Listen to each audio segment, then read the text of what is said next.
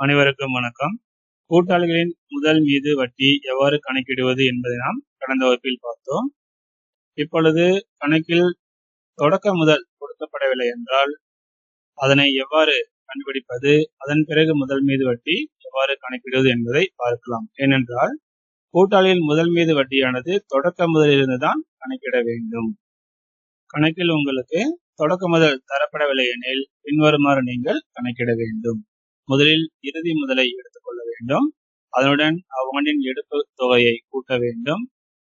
இரண்டும் கூட்டிய பிறகு அதிலிருந்து கழிக்க அவ்வாண்டின் லாபம் வரவு வைத்தது மற்றும் அவ்வாண்டின் கொண்டு வந்த கூடுதல் முதல் இரண்டையும் சேர்த்து மொத்தமாக நாம் எழுதி கொண்டு கழிக்க வேண்டும். கழிக்கும்போது நமக்கு கிடைப்பது தொடக்க முதல் ஆகும். மீண்டும் ஒரு முறை பார்ப்போம். இறுதி முதல் கூட்டுக அவ்வாண்டின் எடுப்புகள் கழிக்க அவ்வாண்டின் லாபம் வரவு வைத்தது மற்றும் அவ்வாண்டின் கொண்டு வந்த கூடுதல் முதல் இரண்டையும் கழிக்கும் பொழுது நமக்கு கிடைப்பது தொடக்க முதல் ஆகும். இப்பொழுது இந்த படிவத்தை பயன்படுத்தி கணக்கு எவ்வாறு செய்வது என்பதை இப்பொழுது நாம் பார்க்கலாம். எடுத்துக்காட்டு 9. தங்கள் லாப நட்டங்களை 3:4 என்ற லாப விகிதத்தில் பகிர்ந்து வரும் பிருந்தா மற்றும் பிரவீனா என்ற கூட்டாளிகள் பின்வரும் விற்பனை குறிப்பிலிருந்து 2017 டிசம்பர் 31ஆம் நாளோடு முடிவடையும் ஆண்டுக்குரிய முதல் மீது வட்டி ஆண்டுக்கு 6% கணக்கிடவும். 2017 டிசம்பர் 31ஆம் நாளைய இருப்புநிலை குறிப்பு. அதுல முதல் கணக்குன்னு கொடுத்துருக்காங்க இல்லையா? இந்த இருப்புநிலை குறிப்பில் இருக்கக்கூடிய முதல் தொகையானது இறுதி முதல் தொகையாகும். அதாவது தொடக்க முதல் பிளஸ் நிகர லாபம் மைனஸ் எடுப்புகள் நாம் சரிகட்டி தயாரிக்கக்கூடிய முதல் தான் விற்பனை குறிப்பில் இருக்கக்கூடிய இறுதி முதல் தொகையாகும். 2017 ஜூலை 1 அன்று பிருந்தா கொண்டு வந்த கூடுதல் முதல் ரூபாய் 6000 மற்றும் 2017 அக்டோபர் 1 அன்று பிரவீனா கொண்டு வந்த கூடுதல் முதல் ரூபாய் 10,000. அவ்வாண்டில் பிருந்தா மற்றும் பிரவீனா எடுப்புகள் முறையே 5000 மற்றும் 7000. அவ்வாண்டில் ஈட்டிய லாபம் ரூபாய் 31,000. இந்த தகவல் கணக்குல உங்களுக்கு கொடுத்திருக்கிறாங்க. இப்ப நம்ம கணக்குல உங்களுக்கு தொடக்க முதல் நாம கண்டுபிடிக்கணும். தொடக்க முதல் எவ்வாறு கண்டுபிடிக்கணும் அப்படின்னு பார்த்தோம்னா அதுக்கு இந்த படிவ மாதிரி போட்டுக்கோங்க. விவரம் பிருந்தா பிரவீனான்னு சொல்லி தலைப்பு போட்டுக்கிட்டு முதல்ல இறுதி முதல்ல எடுத்து 2017 டிசம்பர் 31 அன்று முதல் இருப்புநிலை குறிப்பில் முதல் கொடுத்துருக்காங்க இல்லையா? அந்த முதல் தொகையை பிருந்தா பிரவீனாவுக்கு நேரம் எழுதிக்கோங்க. பிருந்தா 30,000, பிரவீனா 40,000. இறுதி முதல் எடுத்து எழுதி. அடுத்ததாக கூட்டுக எடுப்புகள். ரெண்டு பேரும் எவ்வளவு தொகை எடுத்திருக்காங்க அப்படின்னு கணக்கு கொடுத்துருக்காங்க இல்லையா? பிருந்தா 5000, பிரவீனா 7000 எடுத்திருக்காங்க கொடுத்துருக்காங்க. அதை அப்படியே நம்ம எழுதிக்கலாம். பிருந்தா 5000, பிரவீனா 7000. எழுதியாச்சா? எழுதிய பிறகு ரெண்டையும் நம்ம கூட்டிக்கணும். கூட்டும் பொழுது பிருந்தாவுக்கு 35,000 கிடைக்குது, பிரவீனாவுக்கு 47,000 கிடைக்குது. அடுத்தது கழிக்க கூடுதல் முதல். பிருந்தா பிரவீனா எவ்வளவு கூடுதல் முதல் கொண்டு வந்திருக்கான்னு பார்த்தோம்னா பிருந்தா 6,000 கொண்டு வந்திருக்காங்க, பிரவீனா 10,000 கொண்டு வந்திருக்காங்க. அடுத்தது லாபம் ஏற்கனவே வரவு வைத்தது. இந்த இடத்துல இருப்புநிலை குறிப்பில பாத்தீங்கன்னா உங்களுக்கு லாப நட்ட பகிர்வு கணக்குன்னு சொல்லி 10,000 ரூபாய் கொடுத்துருக்காங்க. கீழே ஈட்டிய லாபம்னு சொல்லி 31,000 கொடுத்துருக்காங்க இல்லைங்களா? அப்ப ஈட்டிய லாபம் 31,000 இருந்து இருப்புநிலை குறிப்பில் கொடுத்திருக்கக்கூடிய அந்த 10,000 கொடுத்திருக்காங்க இல்லையா? அதை நாம கழிக்கணும். ஏன் அப்படின்னா அந்த இருப்புநிலை குறிப்பில் இருக்கக்கூடிய 10,000 லாபம் அப்படிங்கிறது கடந்த ஆண்டுக்குரிய லாபம். அதை விட்டு நம்ம என்ன செய்யணும் அப்படின்னா நடப்பு ஆண்டுக்கு ஒரு லாபத்தை மட்டும்தான் கூட்டாளிக்கு பகிர்ந்து கொடுக்கணும். அதனால மொத்த லாபம் 31,000.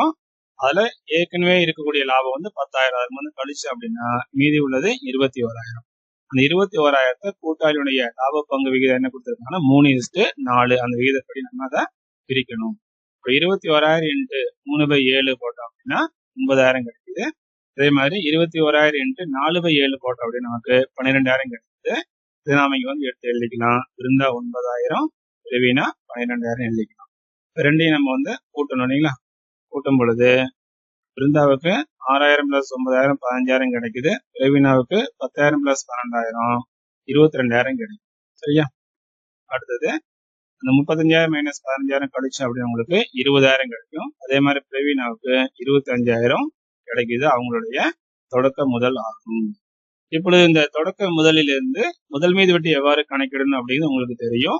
ஃபார்முலா எழுதிக்கோங்க. முதல் மீது வட்டி ஈக்குவல் டு முதல் தொகை இன்டு வட்டி விகிதம் இன்டு வட்டிக்குரிய காலம். தொடக்க முதல் பிருந்தாவுடைய தொடக்கம் எவ்வளவு கொடுத்திருக்காங்க? 20,000 கொடுத்திருக்காங்க இல்லையா? நம்ம கண்டுபிடிச்சது. அந்த 20,000 இன்ட்டு 6/100 போட்டோம் அப்படின்னு நமக்கு 1200 ரூபாய் வந்து கிடைக்கும். அதே மாதிரி அவங்களுடைய கூடுதல் முதல் எவ்வளவு கொடுத்துருக்காங்க? 6000 ரூபாய் கொடுத்துருக்காங்க. 6000 இன்ட்டு 6/100 இன்ட்டு 6/12. நேரத்தில் 6/12 எப்படி வந்தது அப்படின்னு பார்த்தீங்கன்னா, இருந்தா எப்ப கூடுதல் முதல் கொண்டு வந்திருக்காங்கன்னா ஜூலை 1ஆம் தேதி கொண்டு வந்திருக்காங்க. அப்ப ஜூலை 1ல இருந்து டிசம்பர் 31 வரைக்கும் எத்தனை மாசம் வருது? 6 மாசம் வரும். அதனால நம்ம இங்க வந்துட்டு 6/12 சொல்லி போட்டுக்கிறோம். அப்ப 6000 இன்ட்டு 6/100 இன்ட்டு 6/12 போட்டோம்னா நமக்கு 180 ரூபாய் கிடைக்கும். ரெண்டையும் கூட்டினா அப்படியே நமக்கு 1380 ரூபாய் கிடைக்கும். இதுதான் விருந்தாவினுடைய முதல் மீது வட்டி. அதே மாதிரி பிரவீனா முதல் மீது வட்டி தொடக்க முதல். பிரவீனுடைய தொடக்கம் எவ்வளவு கண்டுபிடிச்சோம்? 25,000 கண்டுபிடிச்சிருக்கோம். அப்ப 25,000 இன்ட்டு 6/100 போட்டோம்னா நமக்கு 1500 ரூபாய் கிடைக்கும். அடுத்து அவருடைய கூடுதல் முதல் 10,000 இன்ட்டு 6/100 இன்ட்டு 3/12. இதுலயே 3/12 போட்டுக்கிறோம் அப்படின்னா விருந்த எப்ப கூடுதல் கொண்டு வந்திருக்காங்க பார்த்தீங்கன்னா அக்டோபர் 1ஆம் தேதி கொண்டு வந்திருக்காங்க. அப்ப அக்டோபர்ல இருந்து டிசம்பர் வரைக்கும் எத்தனை மாசம் வருது? அக்டோபர், நவம்பர், டிசம்பர் 3 மாசம் வருது. நம்ம இந்த இடத்துல 3/12 சொல்லி போட்டுருக்கோம். 10,000 இன்ட்டு 6/100 இன்ட்டு 3/12 போட்டோம்னா 150 ரூபாய் கிடைக்கும். 1650 ரூபாய் கிடைக்குது பிரவீனுடைய முதல் மீது வட்டி. இப்போ உங்களுக்கு தொடக்க முதல் கணக்குல கொடுக்கப்படவில்லை என்றால் அது எவ்வாறு கண்டுபிடிப்பது, அதன் பிறகு முதல் மீது வட்டி எவ்வாறு கணக்கிடுவது என்பதை இந்த கணக்கின் மூலமாக உங்களுக்கு புரிஞ்சிருக்கும். அடுத்ததாக மற்றொரு கணக்கினை பார்க்கலாம். எடுத்துக்காட்டு 10. A மற்றும் B வழங்கிய முதல் முறையே 4 லட்சம் மற்றும் 2 லட்சம். அவர்களின் லாப பகிர்வு விகிதம் 3:2. அவ்வாண்டில் முதல் மீது வட்டி கணக்கிடுவதற்கு முன்னர் லாபம் 27,000. பின்வரும் நிலைகளில் முதல் மீதான வட்டி தொகையை கணக்கிடவும். இந்த கணக்கு ஒரு முக்கியமான கணக்கு. நல்லா கவனிச்சுக்கிட்டீங்க அப்படின்னா உங்களுக்கு எக்ஸாம்ல 3 மதிப்பெண் வினாவில் அந்த கணக்கு கேட்க வாய்ப்பு இருக்கிறது. நன்றாக இதை கவனித்துக் கொள்ளவும். இந்த முதல் கேள்வி பார்த்தீங்கன்னா, முதல் மீது வட்டி குறித்து கூட்டாண்மை ஒப்பந்தத்தில் ஏதும் குறிப்பிடாத போது. இரண்டாவது கேள்வி, கூட்டாண்மை ஒப்பந்தத்தின்படி முதல் மீது வட்டி ஆண்டுக்கு 3% அனுமதிக்கப்படும் போது. மூன்றாவது கேள்வி, கூட்டாண்மை ஒப்பந்தத்தின்படி முதல் மீது வட்டி ஆண்டுக்கு 5% அனுமதிக்கும் போதுன்னு சொல்லி உங்களுக்கு 3 நிலைகள்ல கூட்டாளி முதல் மீது வட்டி கணக்கிடுறது எப்படின்னு சொல்லி கேட்டிருக்காங்க. சரிங்களா? இப்போ நம்ம இதுக்கு விடை எப்படி செய்யறத பார்க்கலாம். முதல் கேள்வி என்ன கொடுத்திருக்காங்கன்னா, கூட்டாண்மை ஒப்பந்தத்தில் முதல் மீது வட்டி பற்றி எதுவும் குறிப்பிடாத போது. கூட்டாண்மை ஒப்பந்தத்தில் முதல் மீது வட்டி பற்றி ஏதும் குறிப்பிடப்படவில்லை என்றால் முதல் மீது வட்டி அனுமதிக்கப்பட வேண்டியதில்லை அப்படின்னு நம்ம ஏற்கனவே பார்த்திருக்கிறோம். கூட்டாண்மை ஒப்பந்தத்தில் முதல் மீது வட்டி குறித்து ஏதும் குறிப்பிடவில்லை, எனவே முதல் மீது வட்டி அனுமதிக்கப்படுவதில்லை என்பதுதான் முதல் கேள்விக்கான விடை. அடுத்து இரண்டாவது கேள்வி என்ன சொன்னாங்க? கூட்டாளியின் முதல் மீது 3% வட்டி அனுமதிக்கும் போது.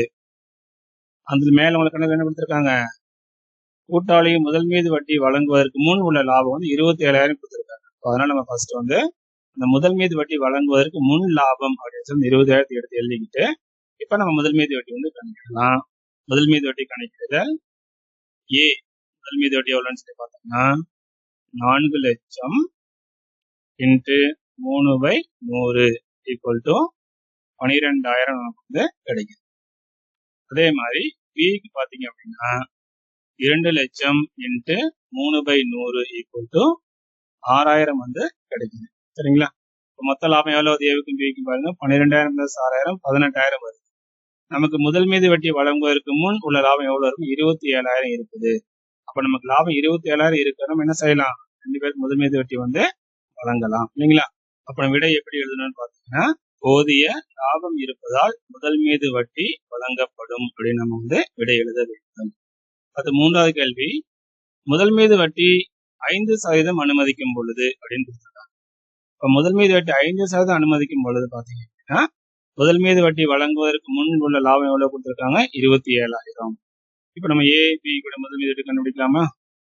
முதல் மீது வட்டி கணக்கிடுதல் ஏனுடைய முதல் மீது வட்டி 4 லட்சம் இன்ட்டு 5/100 ஈக்குவல் டு 20,000 வந்து கிடைக்கும்.